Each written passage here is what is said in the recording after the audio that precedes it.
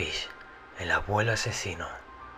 Nadie podía haberse imaginado que ese abuelito entrañable de más de 65 años, de rostro demacrado, cuerpo encogido y fatigado, cabello y bigote gris y ojos tímidos, podía esconderse una personalidad como la que revela su informe psiquiátrico: sadismo, masoquismo, castración y autocastración, exhibicionismo, voyerismo, pedofilia, homosexualidad, coprofagia, fetichismo, canibalismo e hiperedonismo. Fish nace en 1870.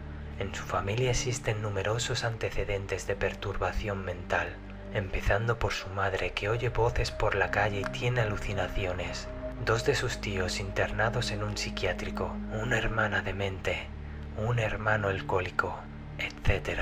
Desde muy niño se siente atraído por el sadomasoquismo, se divierte infligiendo dolor a los demás y sobre todo a él mismo. Sigue con atención los artículos de crímenes en la prensa y colecciona sobre todo aquellos de los asesinos en serie caníbales con los que se siente identificado.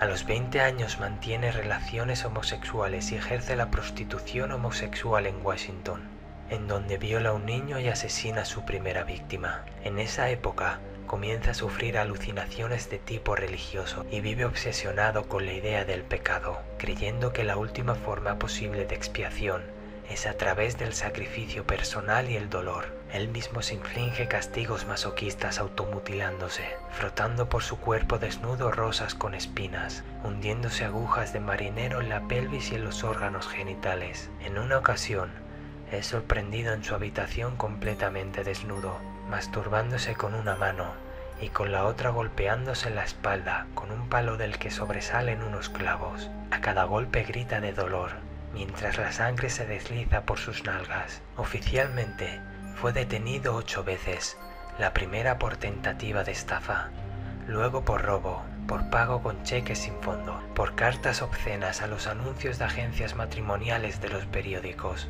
En alguna ocasión afirma ser Jesucristo, que San Juan le habla y que el mismo Dios le ordena cometer sacrificios humanos. Lo internan 3 veces en un hospital psiquiátrico, dejándolo salir al poco tiempo en cada ocasión, tras considerar que no es peligroso ni está loco, sino que simplemente sufre una personalidad psicópata de carácter sexual.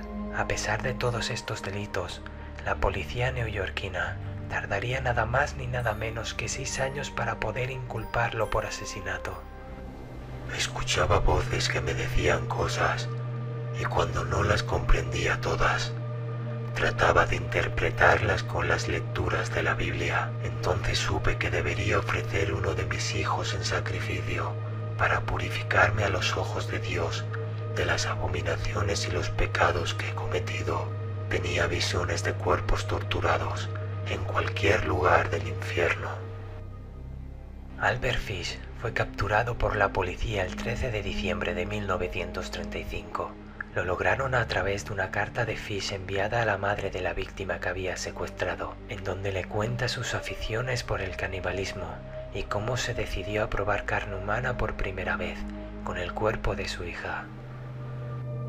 Querida señora Booth, hace algunos años mi amigo el capitán John Davis zarpó de California hacia Hong Kong, que por aquel entonces padecía los problemas del hambre. Las calles se habían vuelto muy peligrosas para los niños entre 9 y 12 años, porque tenían la costumbre de matarlos y cortarlos en pedazos y vender su carne como alimento. Antes de zarpar, mi amigo raptó a 2 niños, mató, cortó en pedazos, guisó su carne y se la comió. Esa es la razón de que hace algunos años yo acudiera a su casa el 3 de junio de 1928 con el pretexto de acompañar a su hija a la fiesta que daba mi hermana. Decidí comérmela. La llevé a una casa abandonada en Westchester, en la que me había fijado. En el primer piso me desvestí completamente para evitar manchas de sangre. Cuando me vio desnudo, se echó a llorar y quiso huir, pero la alcancé, la desnudé, se defendió mucho. Me mordió y me hizo algunos rasguños. La estrangulé antes de cortarla en pedacitos para llevarme a casa toda su carne, cocinarla y comérmela. No pueden imaginar cuán tierno y sabroso estaba su culito asado. Tardé 9 días en comérmela por completo. No me la tiré, aunque hubiese podido hacerlo de haberlo querido. Murió virgen. Su aspecto era completamente normal y aparentaba una gran fragilidad debido a su avanzada edad. Tras leer la carta y sufrir un gran shock, se puso en contacto con la policía, que tras investigar, lograron encontrar la procedencia de la carta, siguieron la pista de Albert Fish y lo arrestaron el 13 de diciembre. En su declaración afirmó que tras matar a la niña, le cortó la cabeza con un trinchante y partió su cuerpo en dos, con una sierra a la altura del ombligo. El propio Fish lo reconocería. No soy un demente, solo soy un excéntrico. A veces ni yo mismo me comprendo. Una vez detenido, se confiesa además autor de otros muchos crímenes y además aberraciones que había estado llevando a cabo durante toda su vida.